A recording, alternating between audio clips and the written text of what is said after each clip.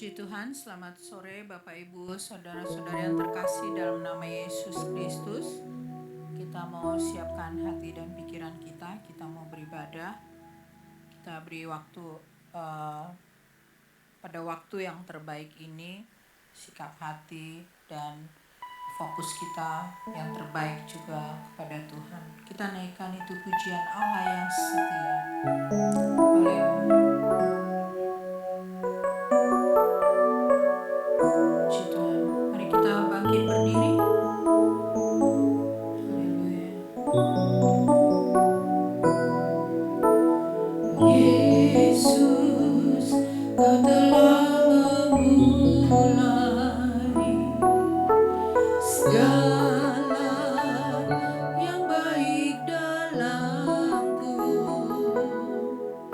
Engkau menjadikanku serupa gambaranmu yang berharga di matamu.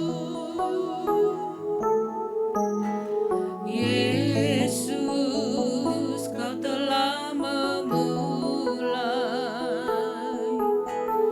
karya yang mulia dalamku. Kau berikan hidupmu sebagai ganti dosaku karena kasih-Mu padaku. Sekarang ku memuji-Mu, Allah yang setia, yang tak pernah meninggalkan perbuatan tangan-Mu. Sekarang ku menyembah-Mu, Allah yang semulia, sempurnakan segenap hidupku agar indah bagi-Mu. Kita kembali lagi. Yesus, Kau telah memulai. Yesus, Kau telah memulai segala yang baik dalamku. Engkau menjadikanku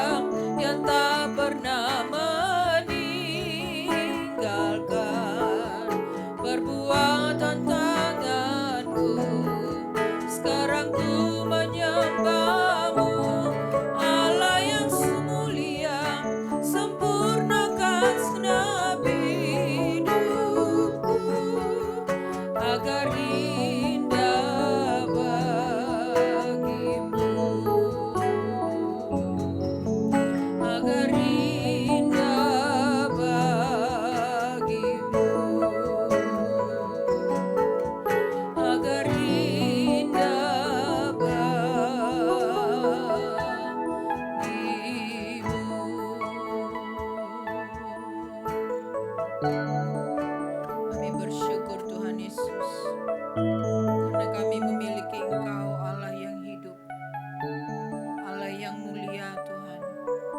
Kami mengagungkan Engkau Tuhan, di tengah segala hal yang kami boleh alami Tuhan.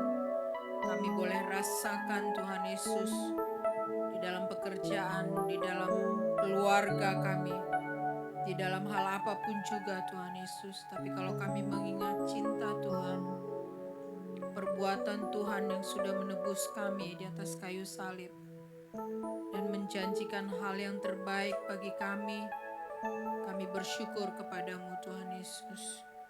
Tak henti-hentinya Tuhan, kami mengagumi akan karyamu. Terima kasih Tuhan Yesus, terima kasih. Tuhan menilik akan setiap kami Tuhan Yesus, akan setiap pikiran dan hati kami.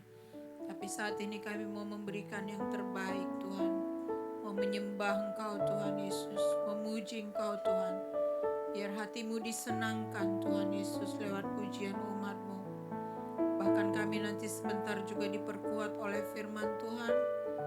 Berbicaralah Tuhan Yesus, ampuni akan segala dosa dan kesalahan kami Tuhan. Biar kami boleh berkenan Tuhan, menerima taburan firman Tuhan.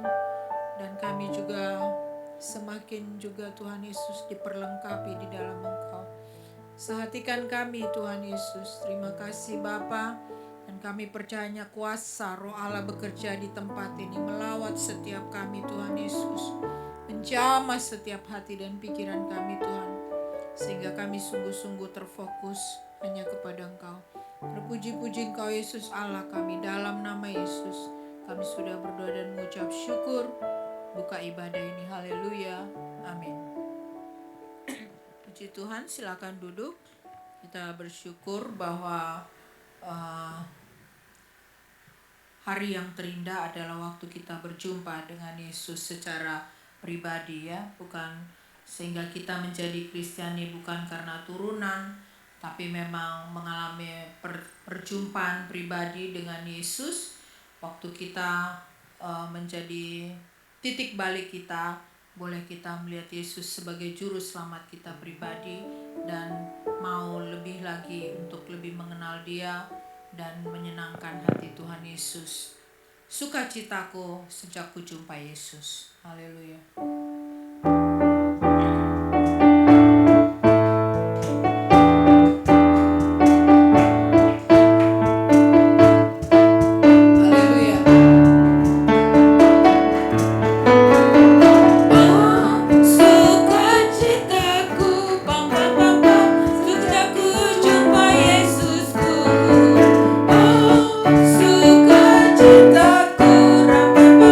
Ku temukan juru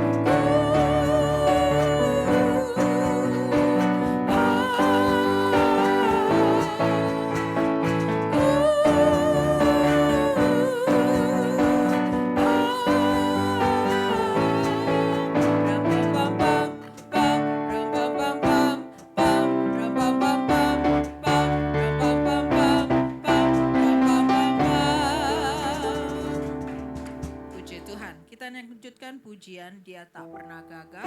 Lanjut dengan Allah sanggup. Haleluya.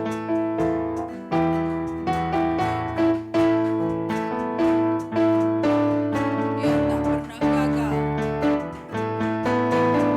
Dia tak pernah gagal karena Dia Allah. Dia tak pernah lalai. Dia jamin firman-Nya.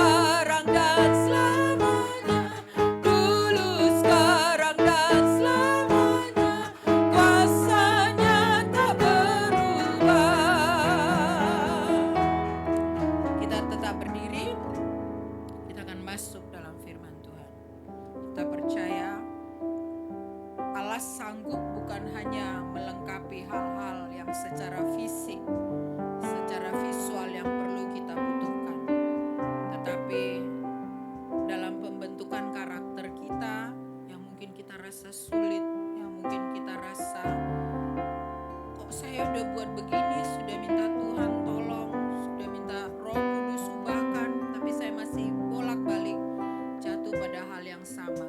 Allah pun sanggup memperbaiki dan memulihkan kita, dan itu yang terutama, memperbaiki dan memulihkan hal-hal yang secara kasat mata tidak terlihat, lebih daripada hal-hal yang visual, lebih daripada kebutuhan-kebutuhan jasmani kita.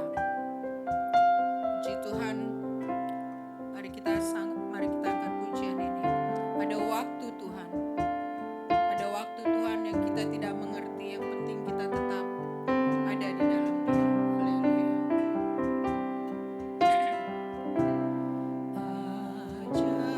Ajarku mengerti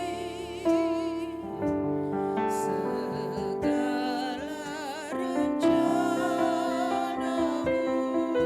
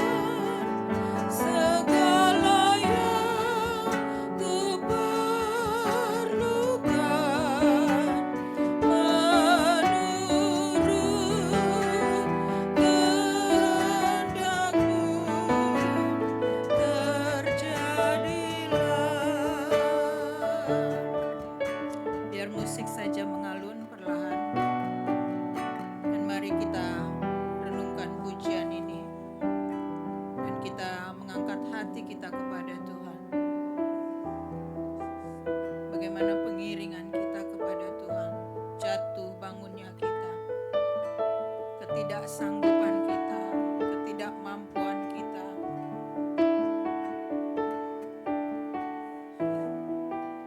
ketidaksanggupan kita untuk memenuhi standar firman Tuhan. Tapi kita terus menggapai Tuhan, meminta pertolongannya. Haleluya.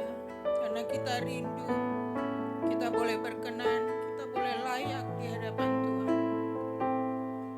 Kita sadar ada banyak karakter kita, pikiran kita yang tidak sesuai, yang belum sesuai dengan firman Tuhan. Ada banyak sikap dan perilaku kita yang belum memenuhi firman Tuhan. Tapi Tuhan bersabar dengan kita. Mari kita datang dengan segala kerendahan hati. Tuhan, ini waktunya lewat kami sebentar mendengar firman Tuhan. Kami dipulihkan setiap saat. Kami dipulihkan sedikit demi sedikit. Memiliki hati yang tunduk. Memiliki hati yang dengar-dengaran. Tidak mengerti kita kapan waktu Tuhan, bagaimana rencana Tuhan. Sehingga kita benar-benar sempurna menurut pemandangannya. Tapi dalam proses ini mari kita terus berpegangan kepada Tuhan. Haleluya. Haleluya. Amin. Haleluya. Haleluya. Haleluya Yesus.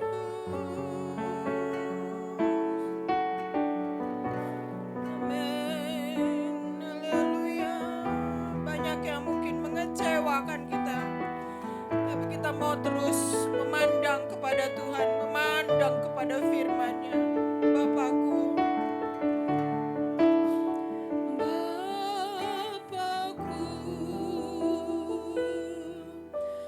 ajaib segala rancangan-Mu.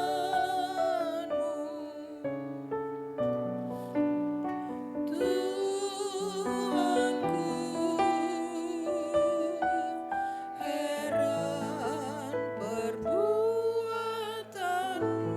Dia Allah yang sanggup. Engkau sanggup mengadakan, merubah kami Tuhan. Segala yang ku perlukan menurut kehendak-Mu, terjadilah. Engkau sanggup. Amin. Engkau sanggup mengadakan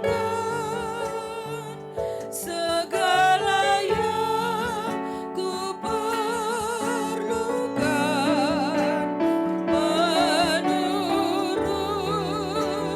kehendak-Mu, terjadilah. Engkau sanggup Tuhan. Engkau sanggup mengadakan segala yang ku perlukan menurut kehendak-Mu, terjadilah. Kami mengundang Ibu Yeni untuk pimpin kita di dalam doa.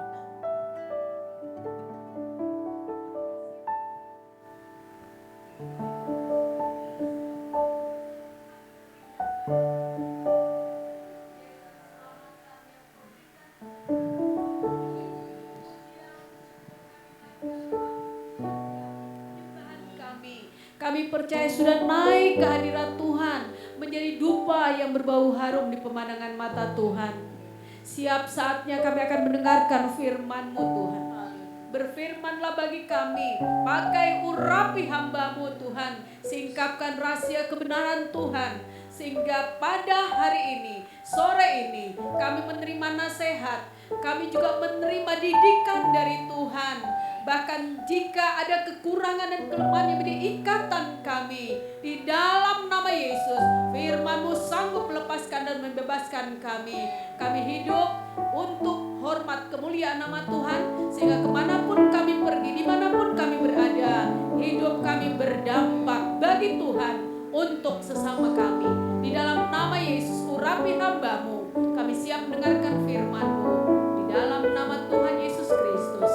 Amin. Amin. Puji Tuhan, silakan duduk.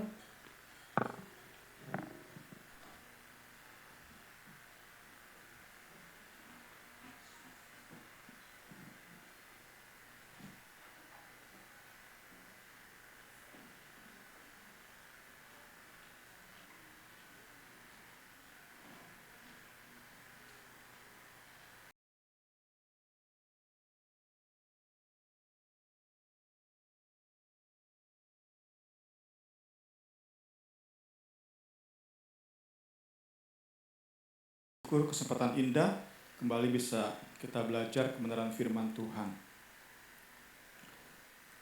Kita percaya lewat masa-masa yang sulit di musim kehidupan di mana semua terasa gelap dan gelapnya itu begitu panjang.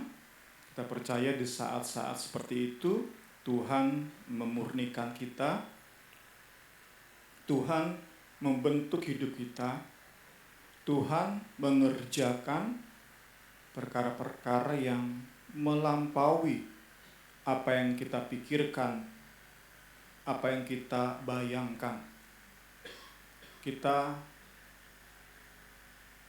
setelah bertahun-tahun kita hidup ini, semakin kita disadarkan banyak sekali karakter-karakter yang gak bisa kita ubah dengan kekuatan sendiri. Dengan niat baik kita, dengan komitmen kita yang kuat, ternyata semakin tua, semakin sadar kita banyak karakter-karakter yang gak bisa kita ubah. Kita butuh anugerah dan kita butuh proses ilahi untuk membuat kita semakin hari memiliki karakter yang lebih lagi indah. Puji Tuhan. Kita bersyukur kembali bisa belajar firman Tuhan. Kita mau kembali lihat dari surat Efesus, rangkaian atau seri yang terakhir dari khotbah-khotbah yang kita ambil dari surat Efesus. Ayat-ayat terakhir dari surat Efesus. Puji Tuhan. Kita akan tutup seri khotbah surat Efesus kita di sore hari ini. Puji Tuhan, segala hormat, kemuliaan bagi Tuhan. Kita mau melihat di pasal 6 ayat 18 sampai 20. Dalam segala doa dan permohonan, berdoalah setiap waktu di dalam roh. Berjaga-jagalah di dalam doamu, dengan permohonan yang tidak putus-putus untuk segala orang kudus, juga untuk aku, supaya kepadaku, jika aku membuka mulutku, dikaruniakan perkataan yang benar, agar dengan keberanian aku memberitakan rahasia Injil yang kulayani sebagai utusan yang dipenjarakan. Berdoalah supaya dengan keberanian aku menyatakannya sebagaimana seharusnya aku berbicara. Kita awali dengan pendahuluan. Dalam 3 ayat ini, Paulus berulang-ulang meminta jemaat untuk berdoa. Tampak sekali bahwa Paulus ingin jemaat memandang doa sebagai sesuatu yang sangat penting. Kita lihat sama-sama di ayat 18-20. Berulang-ulang Paulus, sambil kita lihat, dalam segala doa, kemudian permohonan, berdoalah, berjaga-jaga dalam doamu dengan permohonan. Kemudian masih diulang lagi di ayat 20. Berdoalah. Setidaknya ada 6 kali Paulus ulang-ulang. Intinya adalah Paulus minta jemaat untuk berdoa. Sekali lagi, Paulus ingin jemaat Efesus melihat doa, memandang doa sebagai sesuatu yang penting, bahkan sangat penting.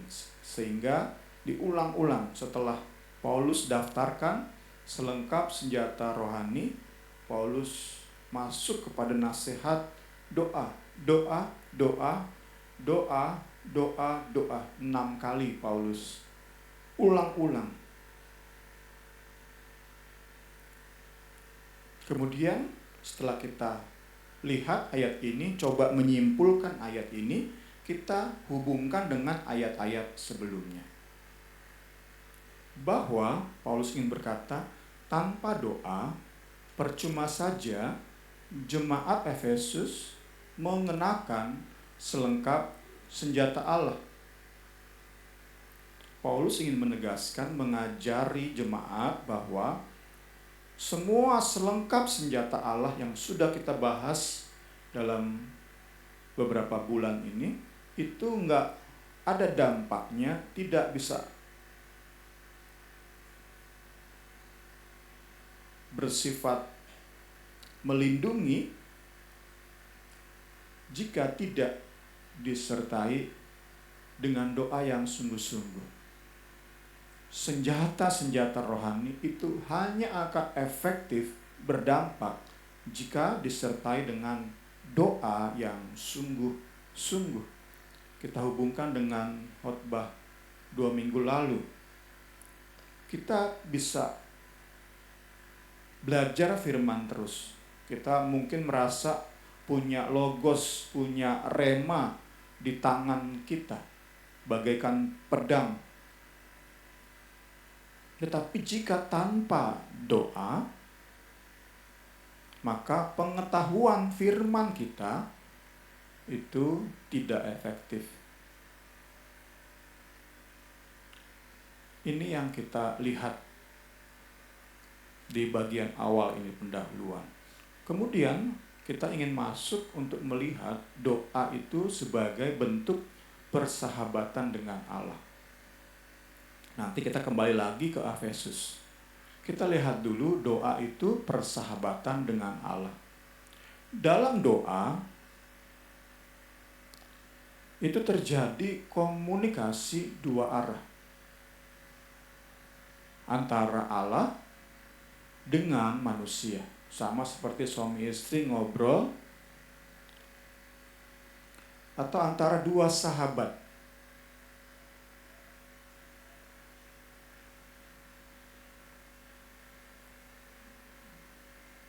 Pertanyaan besarnya adalah, apakah mungkin manusia dan Allah menjalin persahabatan? Karena kita tahu persahabatan itu hanya mungkin terjadi antara setidaknya 2 orang yang memiliki minat sama, pengalaman serupa, sifat atau karakter yang mirip-mirip. Jika terlalu jomplang karakternya, nggak bisa bersahabat. Tadi ya, memiliki hal yang mirip-mirip. Itulah mengapa seorang filsuf yang bernama Aristoteles menyatakan dengan tegas bahwa nggak mungkin manusia itu bersahabat dengan Allah. Filsuf ini, apa filsuf? Filsuf itu kita katakan saja orang yang sangat pintar, orang yang apa-apa aja dipikirin. Jadi semua hal ia pikirkan, itulah filsuf sederhananya. Aristoteles adalah salah satu filsuf paling terkenal. Ia hidup 300 tahun sebelum Yesus lahir. Filsuf ini, filsuf yang sangat jenius ini, yang seorang pemikir ini menertawakan ide bahwa Allah bisa bersahabat dengan manusia. Karena tadi nggak ada kesamaannya. Apa kesamaan antara Allah dengan manusia? Nggak mungkin bagi Aristoteles, seorang pintar ini, membayangkan kok bisa-bisanya manusia dengan Allah itu bersahabat. Kalau antar manusia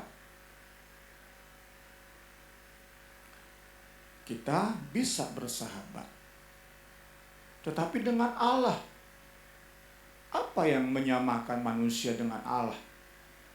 Hal apa yang bisa menyamakan, membuat kita bisa duduk bareng, ngobrol, saling cerita? Gimana caranya pencipta segala sesuatu dengan manusia dengan segala keterbatasannya untuk bersahabat?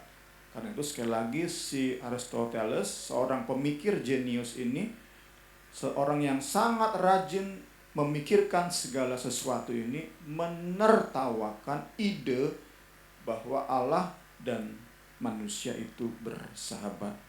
Pastor Tim Keller dalam satu khotbahnya berkata seperti ini.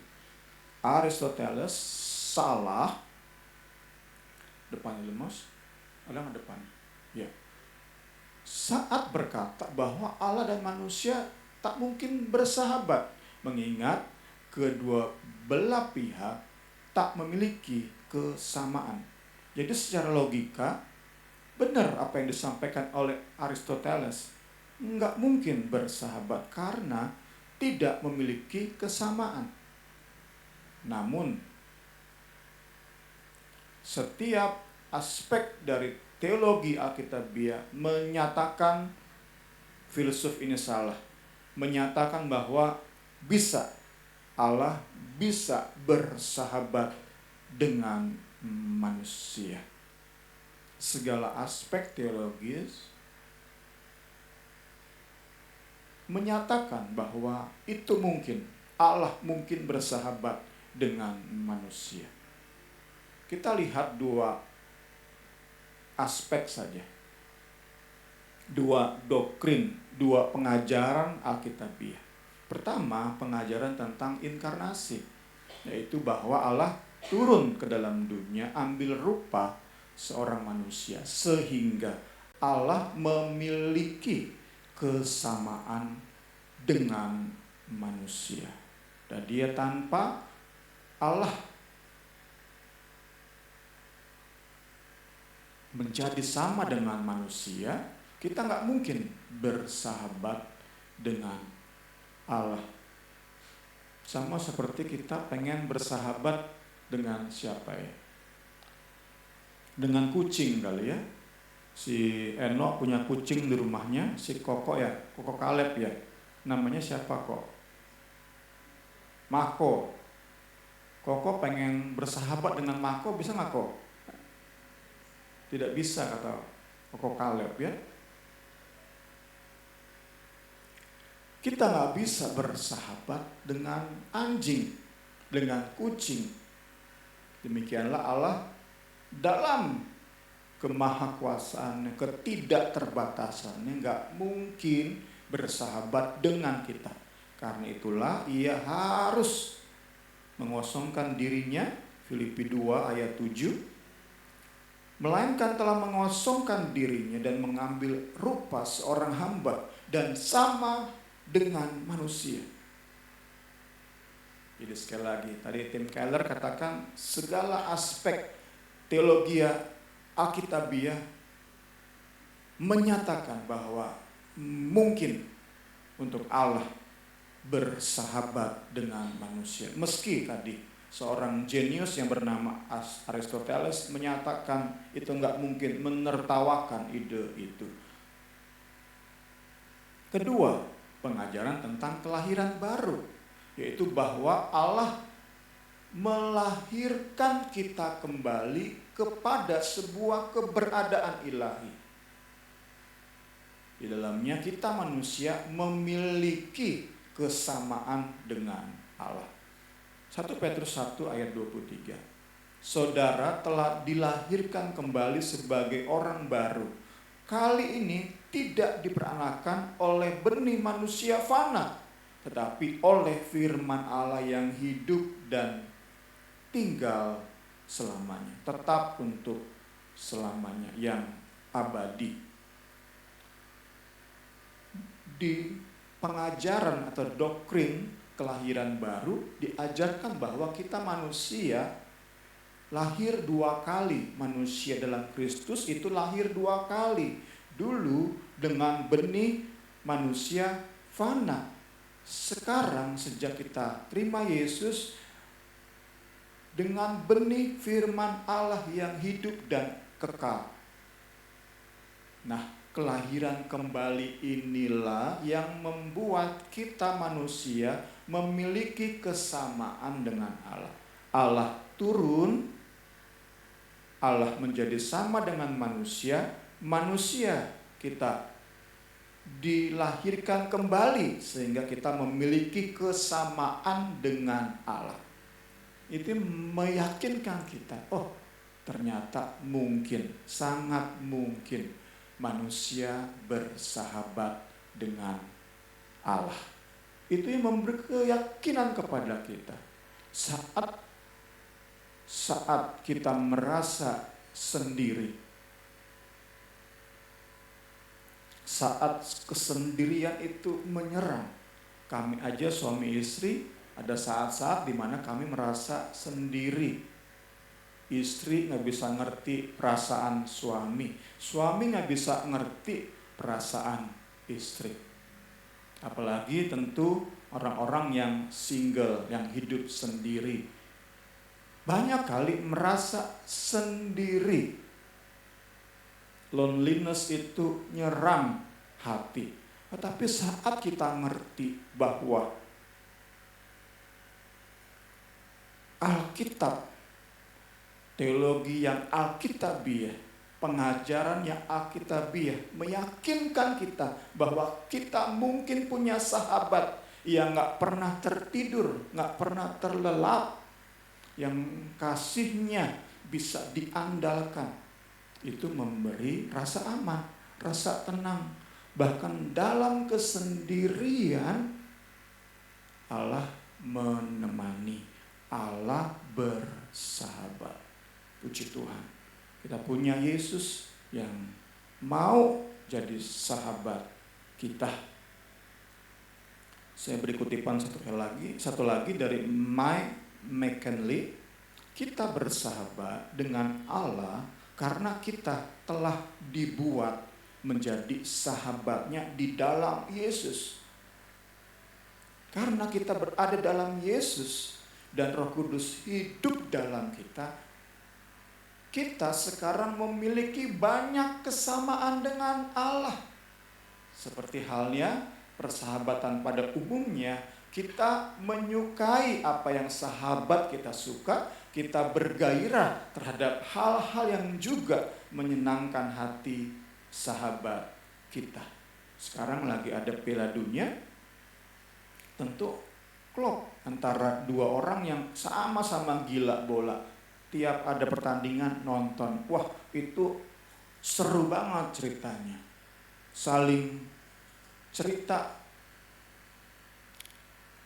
sehingga bisa makin kompak mereka.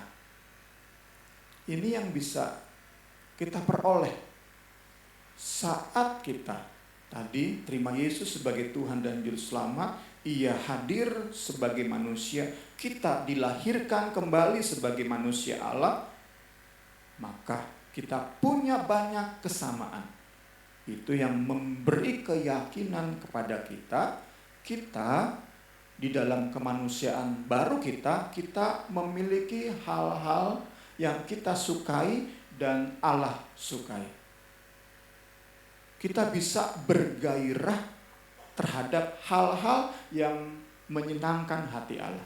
Sebelumnya itu nggak mungkin terjadi. Dulu Allah sukanya hal-hal yang benar, yang adil, yang kudus. Kita sukanya hal-hal yang najis, hal-hal yang kotor, hal-hal yang menguntungkan diri kita saja. Nggak peduli adil nggak adil, yang penting diri kita untung. Itulah kita dulu. Nggak mungkin kita bersahabat dengan Allah yang adil, benar, kudus. Nggak mungkin kita bisa satu meja ngobrol bareng dengan Allah, saling curhat dengan Allah. Itu gambaran kita manusia tentu. Tetapi saat kita lahir baru, maka kita bisa di hati ini memiliki hal-hal yang disukai Allah. Kita di hati ini bisa bergairah terhadap hal-hal yang menyenangkan hati Allah. Itu menjadi dasar untuk kita kembali ke Efesus. Saat kita rindu melihat setidaknya ada dua hal yang bisa mempererat persahabatan kita dengan Allah. Tadi Allah sudah mengosongkan dirinya, mengambil rupa seorang manusia. Kita oleh anugerah, oleh iman, dilahirkan kembali menjadi manusia baru, manusia ilahi. Allah berkomunikasi dengan kita, menyatakan kehendaknya, menyatakan firman-Nya. Kita harusnya sebagai sahabat ngobrol kepada Tuhan, sehingga terjadi komunikasi dua arah. Allah bicara, kita pun bicara. Allah bicara, kita dengar. Kita bicara, Allah dengar. Nah, kita mau lihat sesuai dengan Efesus, apa sih pembicaraan kita yang senangkan hati Allah, sehingga kita nyambung nih sebagai sahabat.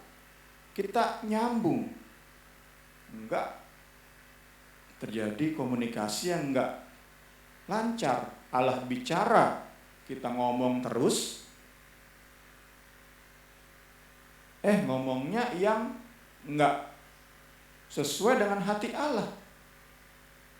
Meski kita sudah terima anugerah, kita enggak makin intim dengan Allah. Kita enggak bisa jadi sahabat Allah yang sesungguhnya. Karena tadi saat firman datang, kita nggak mau belajar dengar. Bahkan dalam doa kita ngomong terus, minta terus. Mintanya terus aja berdasarkan hati kita. Nggak sesuai dengan hatinya Tuhan. Nggak merupakan sesuatu yang Ia sukai.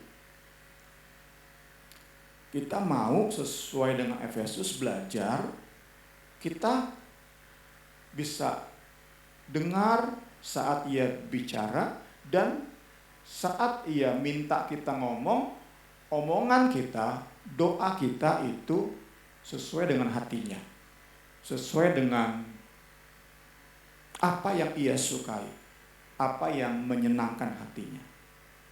Itu kita ambil dari kembali ke Efesus, puji Tuhan. Pokok doa yang senangkan hati Allah. Dalam kita mengakhiri surat Efesus, kita mau tutup dengan 2 poin ini, puji Tuhan. Dari nasihat Rasul Paulus, kita dapat mengetahui apa isi pembicaraan yang menyukakan hati Allah, yang mempererat persahabatan kita dengan Dia. Ada 2 poin. Pertama, pokok doa yang memperhatikan kepentingan saudara seiman, bukan hanya kepentingan atau kebutuhan pribadi. Ayat 18, saya bacakan dalam firman Allah yang hidup. Berdoalah senantiasa, mintalah kepada Allah segala sesuatu yang sejalan dengan kehendak Roh Kudus. Mohonlah kepadanya, ingatkan dia akan kebutuhan saudara, dan berdoalah dengan sungguh-sungguh bagi orang-orang Kristen dimanapun juga. Ternyata ini pokok doa yang membuat hati Tuhan senang mendengarnya. Sehingga dalam doa-doa kita mungkin banyak diam, bersyukur aja, terima kasih Tuhan, terima kasih. Walaupun tentu pengalaman kita pribadi sama-sama, pasti masalah hidup yang akan terpikir, masalah kita pribadi akan muncul dan muncul. Tetapi kita mau dengan pola ilahi, dengan komitmen yang kuat, kita mau ubah polanya. Jangan begitu terus. Jangan memikirkan masalah, doa kepada Tuhan, masalah kita lagi. Kita mau ubah supaya hati Tuhan senang. Kita mau belajar berdoa bagi saudara seiman. Dan doa tersebut bukan doa yang formalitas, bukan doa yang merupakan repetisi, pengulangan yang sia-sia bagaikan mantra.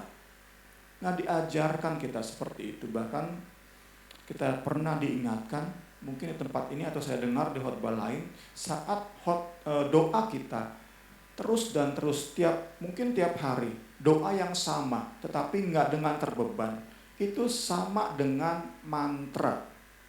Dan di Alkitab, mantra itu adalah doa kepada berhala, kepada patung-patung sesembahan di surat-surat Paulus. Mantra. Doa kita bisa berubah jadi mantra jika diulang-ulang terus tanpa hati yang terbeban. Kita mau belajar dengan kesadaran, saya nggak bisa jadi sahabat dengan Allah, semakin hari semakin erat dengan Allah, jika terus doa saya adalah pikirkan masalah, minta tolong Tuhan. Pikir masalah, minta tolong Tuhan. Kita nggak mungkin jadi sahabat dengan Allah.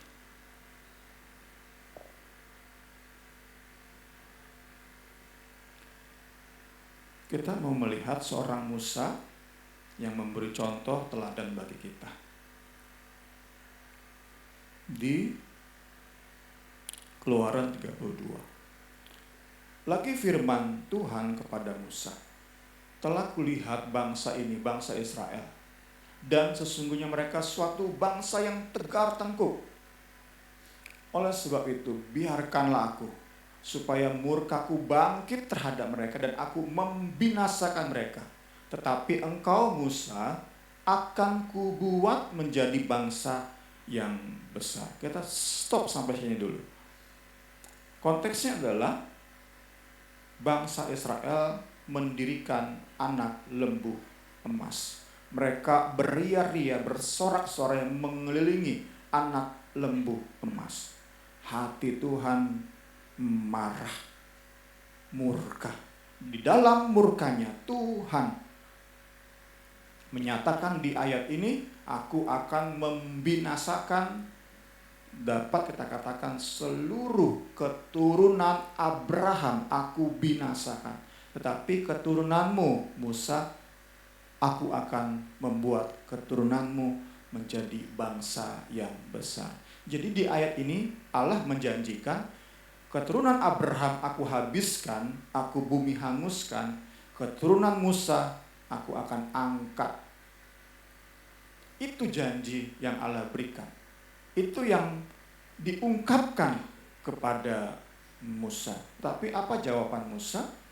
Lalu Musa mencoba melunakkan hati Tuhan Allahnya dengan berkata, mengapakah Tuhan murkamu bangkit terhadap umatmu yang telah kau bawa keluar dari tanah Mesir dengan kekuatan yang besar dan dengan tangan yang kuat. Next, ketika Allah bersiap membinasakan seluruh keturunan Abraham karena telah mendirikan anak lembu emas, doa Musa mengedepankan kepentingan orang-orang sebangsanya. Jadi kita disadarkan gak bisa kita hanya berdoa untuk pribadi dan keluarga. Itu gak membuat kita bersahabat dengan Allah. Makin jauh iya. Kita bisa aja berdoa tiap pagi, tiap malam, tetapi makin berjarak dengan Allah. Karena doa kita terus tentang pribadi, tentang keluarga. Makin jauh kita dari Allah, sehebat apapun kita melayani Dia, sebanyak apapun pengorbanan kita, lewat harta, waktu, pikiran kita, semuanya rasanya sudah kita berikan bagi Tuhan. Tapi saat doa kita, isi pembicaraan kita, pokok doa kita, terus untuk pribadi dan keluarga, kita nggak mungkin semakin bersahabat dengan Allah. Kita mau terinspirasi kiranya oleh Musa. Tadi ia tinggal jawab, iya kok kepada Allah, baik Allahku, silahkan laksanakan murkamu, timpakan murkamu kepada bangsa yang memang menyebalkan ini. Tentu menyebalkanlah. Musa melihat bangsa ini yang udah dia bawa dengan 10 tulah keluar dari tanah Mesir, mendirikan patung anak lembu emas. Dongkol banget pasti hati Musa. Tetapi kita belajar kepentingan sesama itu benar-benar ada di hati Musa. Itu yang kita mau perjuangkan. Di dalam doa-doa kita minta kepada Tuhan, Tuhan berikan aku keterbebanan bagi kepentingan sesama. Dan kita banyak bisa case per case, kasus per kasus kita belajar saat dengar jemaat sakit, sesama hadapi masalah rumah tangga, masalah keluarga, saat sesama hadapi masalah ekonomi, kita bisa di situ belajar untuk punya keterbebanan. Puji Tuhan. Ada banyak kali tentu kita terjebak kembali tadi dalam repetisi, pengulangan yang membosankan. Tapi lewat kisah Musa kita mau belajar membangkitkan hati yang terbeban, hati yang bergairah, berdoa bagi sesama. Ada di hati ini sedih, gelisah dengar sesama sedang jatuh dalam dosa, dengar sesama hadapi masalah ekonomi, ini hati sedih, galau. Nah, itu yang perlu kita sama-sama bangun. Memang tidak mudah, tetapi itu yang akan membuat kita klop, cocok dengan Allah. Tak heran jika Allah sangat senang berinteraksi, berkomunikasi dengan Musa. Ayat 11-nya, pasal 33. Dan Tuhan berbicara kepada Musa dengan berhadapan muka seperti seorang berbicara kepada temannya. Kiranya teladan Musa menginspirasi kita. Kedua, dari Efesus, pokok doa yang nomor 2 adalah mementingkan perkara-perkara rohani yang berpusat pada Injil. Ayat 19 dan 20. Berdoalah bagi saya, Paulus. Mintalah agar Allah memberi saya kata-kata yang tepat supaya dengan berani dapat memberitakan pesan Injil penyelamatan yang telah dinyatakan Allah kepada kita. Bahkan sekarang dalam penjara, saya adalah duta Allah. Berdoalah agar saya memberitakan firman-Nya dengan berani sebagaimana yang patut saya lakukan. Next, Paulus tidak meminta untuk ia dibebaskan dari penjara. Pokok doanya bukanlah mujizat lahiriah, mujizat yang jasmani. Tadi Bow katakan mujizat yang visual, yang bisa deteksi dengan indera kita, dengan sense kita. Tetapi pokok doa Paulus adalah mujizat yang melampaui sense atau indera kita. Paulus minta kata-kata yang tepat dan keberanian memberitakan Injil. Itu yang dia doakan. Bagi Paulus, tetap terkurung di penjara ataupun Tuhan izinkan bebas, itu menjadi kurang penting. Udah gak penting lagi.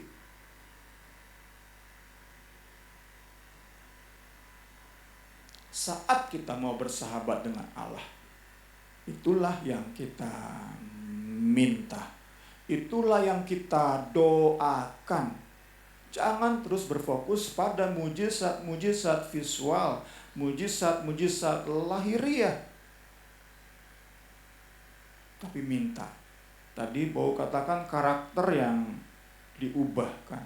Karakter yang semakin sesuai dengan Injil.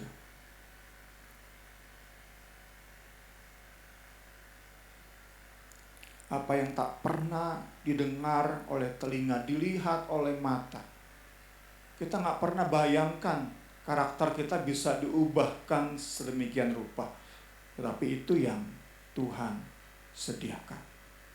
Nah, saat kita, pokok doa kita seperti itu yang membuat omongan kita, obrolan kita kepada Allah itu senangkan hati Dia, dan Dia semakin senang bicara kepada kita karena ada interaksi. Bukan seperti tadi, Ia bicara, kita masa bodoh, kita terus ungkapkan maunya kita yang berfokus pada perkara jasmani, sehingga Ia gak nyaman bicara dengan kita.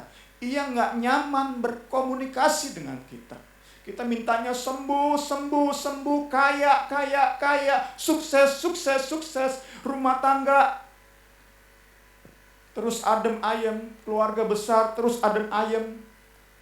Enggak, itu bukan yang utama.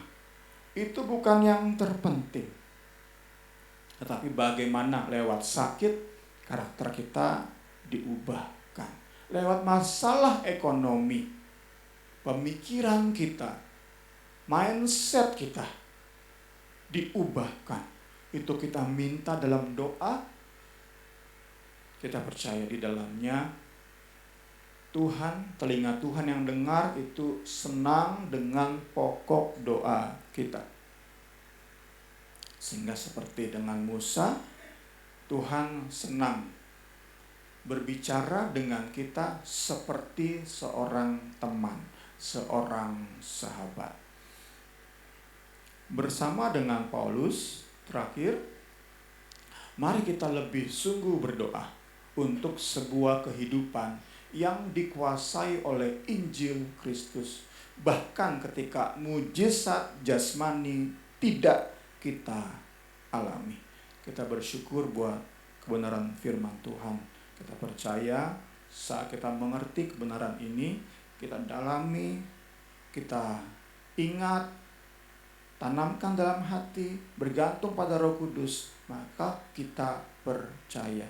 Kita ngerti banget bagaimana jalin persahabatan dengan Allah, bagaimana senangkan hati Dia. Saat kita percaya, dua orang sahabat yang terus punya relasi, dua-duanya akan saling mempengaruhi kita saat dekat dengan Allah, maka karakter Allah itu akan tertular kepada kita. Jadi kita belajar sama-sama, diingatkan terus. Karakter kita berubah bukan hasil usaha kita, bukan hasil meditasi, bukan hasil pemikiran-pemikiran manusia, para filsuf sekalipun. Bukan. Karakter kita diubah karena kita punya sahabat yang maha kudus, maha adil, maha benar, maha kasih. Itu membuat karakter kita terus alami perubahan. Kalau kita memaksa diri untuk berubah karakter kita akan menjadi Farisi, kita akan menganggap orang lain rendah. Tetapi saat kita oleh kemurahan Allah diubahkan hasil persahabatan kita dengannya, maka perubahan itu bersifat organik, inherent, menyatu dengan kita. Allah yang maha kasih gak mungkin merendahkan orang lain. Semakin hari semakin kita dikuduskan, gak mungkin kita mudah menghakimi. Kita bersyukur buat kebenaran firman yang kembali kita renungkan dalam kita menutup seri khotbah Efesus. Minggu depan tentu kita punya bahasan lain. Kami di Zoom masuk kepada katekismus, itu istilahnya. Istilah yang lebih umum adalah katekisasi. Itu punya setahu saya dulu mah GPIB ya. Kita belajar sama-sama. Nah, di hari Selasa itu lewat buku dari Mas Wawan kita berbentuk diskusi. Nah, kita coba akan masuk dalam khotbah-khotbah juga menggunakan Zoom di hari Selasa, Zoom di hari Jumat. Kita belajar di situ. Kemarin tentang Trinitas, kemudian tentang tujuan Allah ciptakan kita. Itu hal-hal yang terus kita belajar sehingga pembelajaran kita dari firman itu semakin membentuk hidup kita. Yang mau bergabung bisa di hari Selasa. Selama ini kami hanya berdua atau bertiga dengan Niar. Jadi setiap Selasa itu ada pertanyaan-pertanyaan yang ditulis dan kita gantian menjawab. Tentu semakin banyak orang akan nanti disesuaikan. Kalau kami kemarin bertiga pas tuh sejam itu kami masing-masing, misalnya ada 5 pertanyaan, kami masing-masing berikan jawaban sesuai dengan pengalaman. Jadi hal-hal yang bersifat pribadi. Contohnya kemarin, ketika beranjak dewasa, apakah kamu punya tujuan hidup yang jelas? Kok saya, karena dibesarkan di keluarga pendeta, jawaban saya adalah saya di pikiran saya jadi pendeta. Kalau istri saya pengennya punya rumah tangga yang ideal. Itu impiannya, tujuannya dalam menjalani hidup. Tentu semua kemudian diterangi oleh firman sehingga di penutup kita bisa merefleksikan diri bagaimana tujuan Allah itu semakin nyata dalam hidup kita. Tujuan bukan lagi tentang kita, tetapi tentang Allah yang berkarya di dalam hidup kita. Kiranya firman Tuhan sore hari ini memberkati kita semua. Saya undang kita bangkit berdiri. Kita nyanyikan itu pujian. Saya undang pemain musik dan singer. Ajarku mengerti. Sama-sama kita berdoa. Memohon anugerah Tuhan. Memohon belas kasih Tuhan. Semakin hari semakin mengerti kehendak Allah dalam hidup kita. Ajarku mengerti segala rencana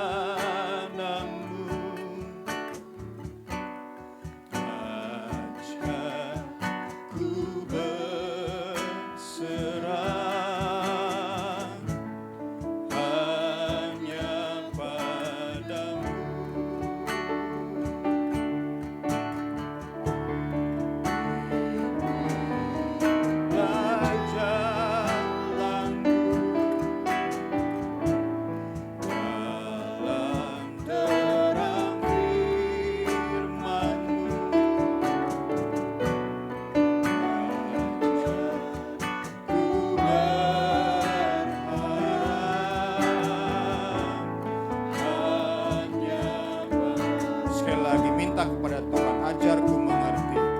Minta kepada Yesus, ajar. Minta kepada Allah Roh Kudus. Segala rencanamu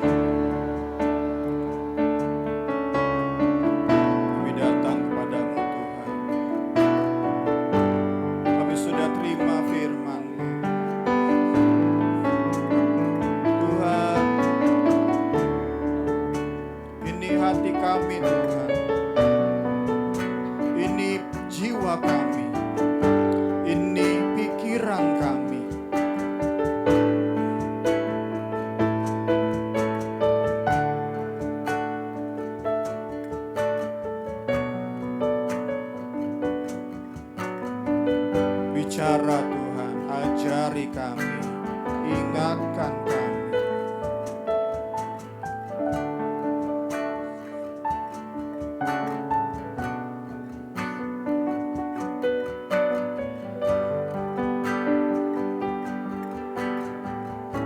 Kau yang berinisiatif, amin.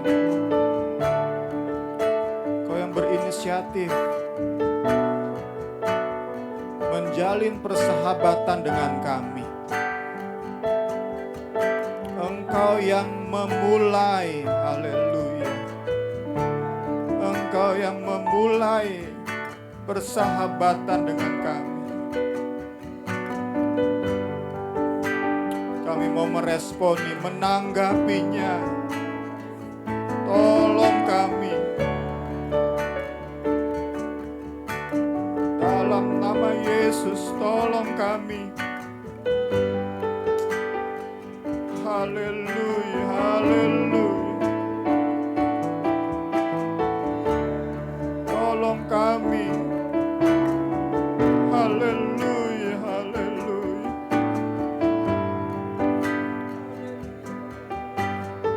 Di dalam nama Yesus, kami memohon anugerah-Mu Tuhan, kesempatan yang baru.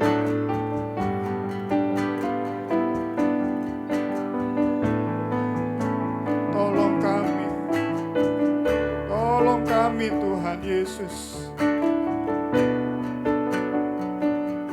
kami bisa menanggapi inisiatif-Mu dengan benar, Tuhan.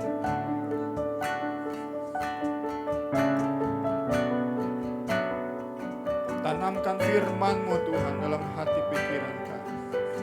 Bekerja lebih lanjut Allah Roh Kudus. Kami percaya Engkau tahu berbuat yang terbaik bagi kami, Tuhan. Sebentar kami akan memberikan persembahan sebagai respon akan kebenaran firman-Mu. Tolong berikan hati yang rela, hati yang sungguh memberi bagi pekerjaan-Mu. Kami telah mendengar firman-Mu, mengucap syukur, peralaskan doa kami. Di dalam nama Tuhan Yesus Kristus. Haleluya. Amin.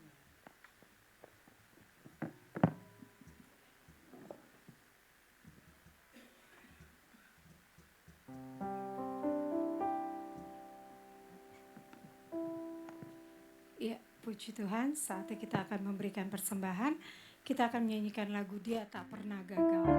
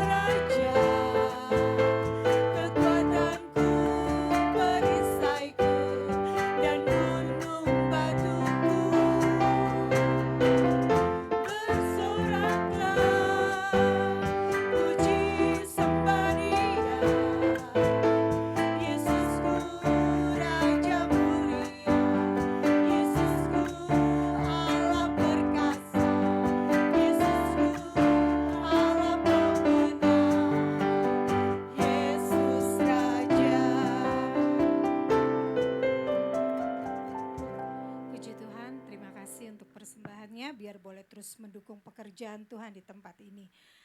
Pengumuman dari kami, minggu ini tidak ada doa dan puasa, tapi tetap ada Zoom kami seperti tadi Bung Semi cerita.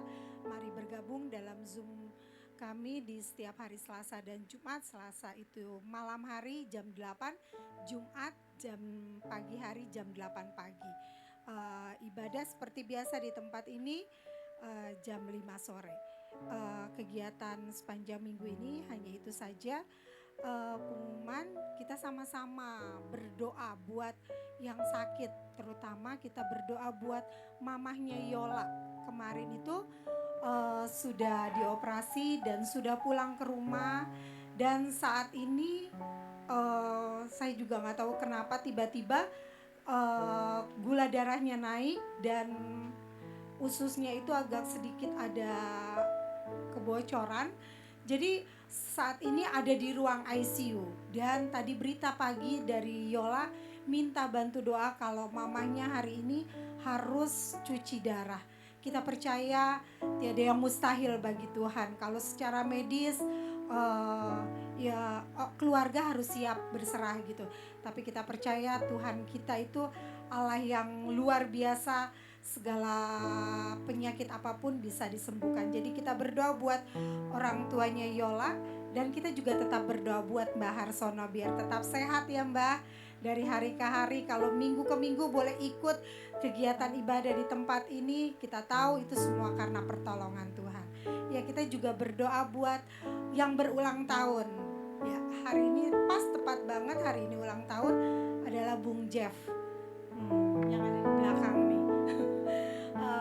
Kami bersyukur dengan ditambahnya 1 tahun, biar bantu doa, dukung dalam doa supaya Jefta di bertambahnya usia makin dewasa dalam segala hal, terlebih makin dewasa rohaninya untuk terus melekat sama Tuhan. Puji Tuhan juga kalau memasuki di usia 23 dia mendapatkan pekerjaan yang dia rindukan dari kecil gitu ya, kerja di bank. Dia dari kecil tuh pengen banget kerja di bank. Dia pikir kerja di bank pulang bawa uang banyak katanya. Ternyata pas dia udah memasuki tahap 1 minggu, ternyata ribet banget ya Ma, capek, harus rapi, harus ini itu gitu. Ya itulah. Kalau mau sesuai dengan keinginan, biarlah dia bekerja di tempat yang baru ini, dia boleh menjadi berkat, dia boleh menjadi pelayan-pelayan Tuhan. Itu saja pengumuman dari kami. Saya undang bangkit berdiri. Kita akan tutup ibadah kita saat sore hari ini. Kita akan menyanyikan refnya Allah yang setia. Allah yang setia, Dia tak pernah meninggalkan perbuatan tangan. Saya minta Ibu Pendeta Yeni Saitapi untuk masuk di dalam doa penutup.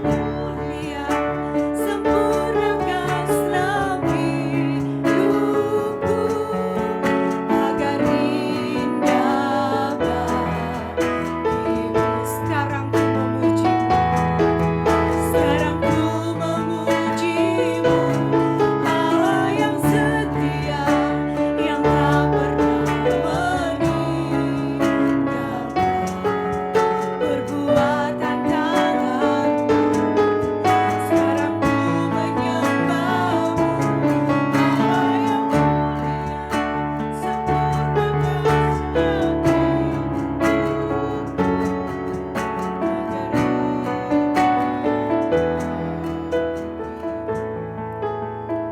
Kembali kami tertunduk di hadapan-Mu Tuhan, menaikkan pujian syukur kami untuk kemurahan dan kebaikan Tuhan sejak awal berlangsungnya ibadah kami, dari awal, pertengahan hingga sampai selesainya. Namun sebelum kami kembali ke tempat, ke rumah kami masing-masing, sebelum kami pulang mengakhiri ibadah kami, kembali kami mengangkat pokok doa kami. Kiranya kekuatan, penyertaan, perlindungan Tuhan terus terjadi untuk setiap kami yang sudah hadir. Apapun beban pergumulan kami percaya Engkau adalah kekuatan kami, perisai kami, pertolongan kami. Tuhan, mampukan setiap kami, baik Bapak, Ibu, kakak, adik, bahkan anak-anak kami, diberikan kemampuan, kekuatan untuk tetap taat, setia kepada firman Tuhan. Tidak sekedar menjadi pendengar, tapi kami mau melakukan apa yang kami dengar, sehingga hidup kami kembali hanya untuk kemuliaan nama Tuhan. Saat ini kami bersatu hati, bersyukur atas anugerah dan kemurahan Tuhan, lewat bertambahnya usia anak kekasih kami, cucu kekasih kami, saudara kekasih kami, Yefta, yang oleh karena kemurahan Tuhan, Tuhan telah menambahkan usia genap 23 tahun. Kami juga bersyukur Tuhan, di usia yang bertambah, Tuhan menghadiahkan sebuah pekerjaan yang terbaik sesuai dengan apa yang menjadi kerinduan hatinya. Tuhan pimpin hidupnya sebagai seorang pemuda, biar roh takut akan Tuhan terus ada di dalam kehidupan Yefta, sehingga kemanapun dia pergi, dimanapun dia berada, Tuhan dipermuliakan lewat hidupnya, dalam pekerjaan, dalam pelayanan, Berikan kesehatan dan kekuatan Tuhan. Juga Tuhan menolong apapun yang menjadi rencana cita-citanya, Tuhan buat berhasil dan beruntung. Terima kasih Tuhan. Kami juga teringat saat ini sepakat berdoa untuk orang tua dari saudari Yola.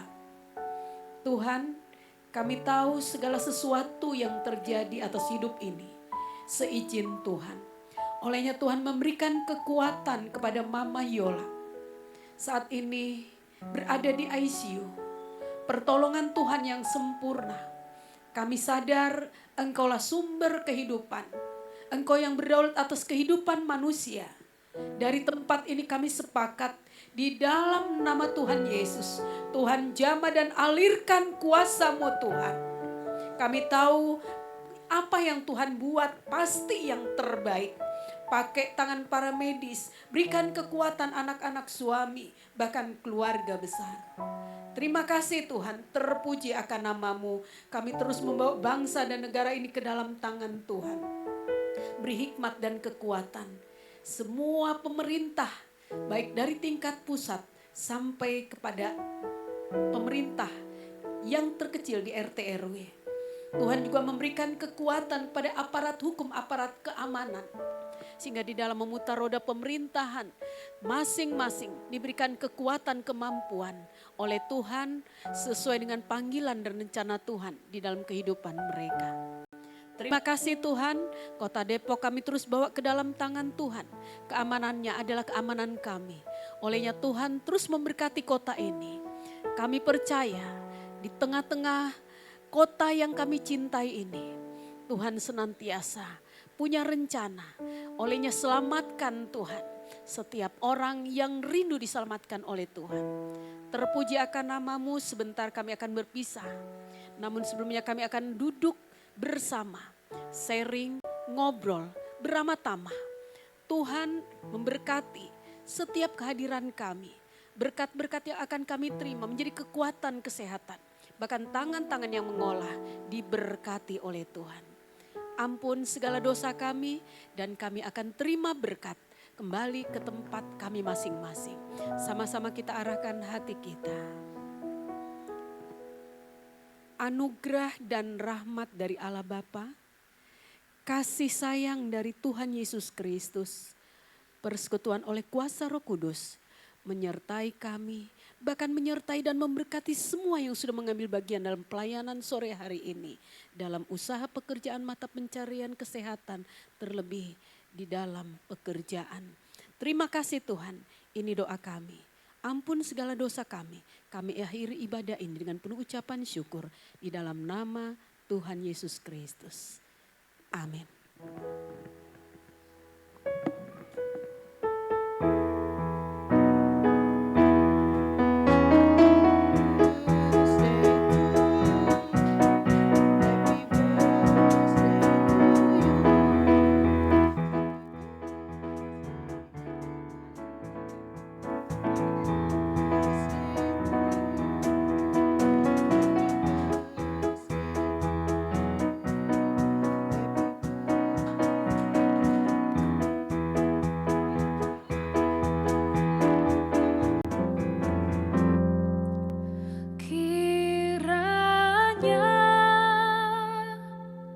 Engkau memberkati aku berlimpah-limpah dan memperluas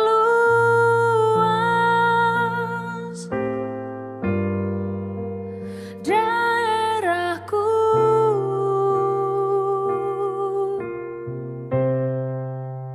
dan kiranya tangan-Mu menyertai aku dan melindungi aku daripada malapetaka, sehingga kesakitan tidak menimpa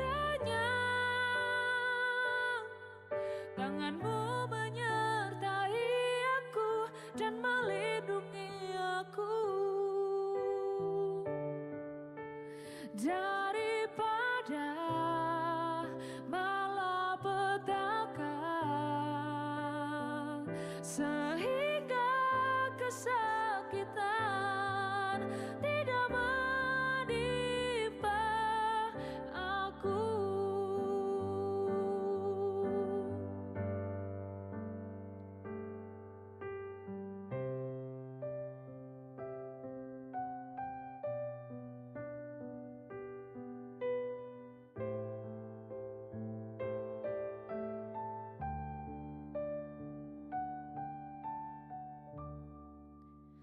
Kiranya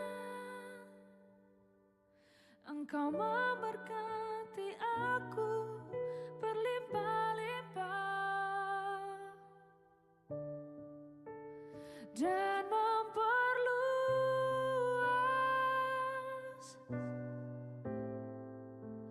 daerahku,